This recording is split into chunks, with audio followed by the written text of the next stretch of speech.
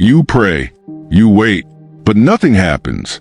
No voice, no clear answer, just silence. And if you're honest, at some point you probably wondered, is God even speaking at all? Or maybe, am I doing something wrong? Because you've heard people say things like, God told me this, God spoke to me, and you sit there thinking, why don't I hear anything like that? So you try harder, you pray longer, you listen more carefully, but still, nothing feels clear.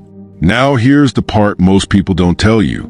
The problem is usually not that God is silent. The problem is that you've been taught to listen the wrong way. And until that changes, you will keep missing what is already there. So let's fix that. Clearly, simply, based on what the Bible actually shows. Because once you understand this, everything starts to change.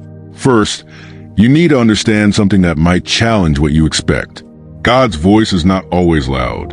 Most people are waiting for something dramatic, a voice from the sky, a sudden, undeniable moment, something they cannot question. But that is not how God usually speaks.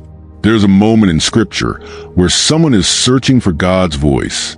A powerful wind comes, but God is not in it. An earthquake follows, still not there. Then fire, still not there. And then a quiet, gentle voice. That's where God was. Now think about that. If you are only looking for something loud, you will miss what is quiet. And most people live in constant noise, not just around them, but inside them. Overthinking, worry, distractions, endless thoughts. In that kind of environment, even a clear voice feels distant. So the first reason you feel like you can't hear God is simple. You are listening for the wrong kind of voice. Now here's the second reason, and this one is even more important. You are waiting for new words, while ignoring what God has already said. Many people want God to speak to them, but they barely engage with Scripture. Think about that. You're asking for direction, while ignoring the one place where God has already made his voice clear.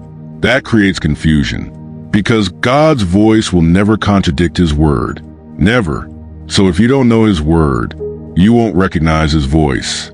It's like trying to recognize someone you've never heard before. But when you begin to spend time in Scripture, something changes.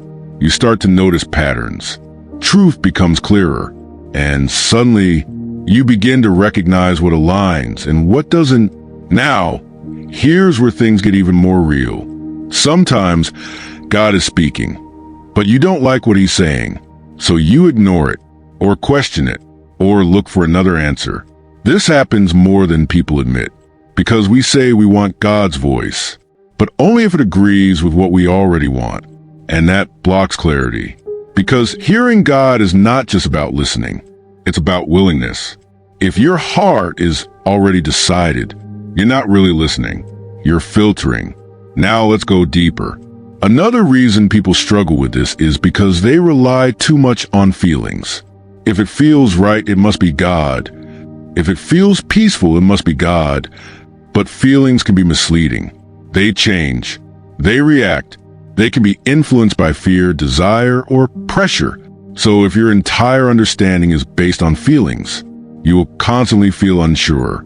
Instead, the Bible shows something much more stable. God's voice brings clarity, even when it challenges you. Not confusion, not chaos, not endless uncertainty. There is direction. It may not always be easy, but it will be clear enough to move forward. Now here's something that will completely change how you approach this. Clarity doesn't come before obedience. Clarity comes as you obey. Most people are waiting for everything to make sense first. God, show me everything clearly, then I'll act. But that's not how it works. God often gives you just enough to take one step. And when you take that step, the next becomes clearer.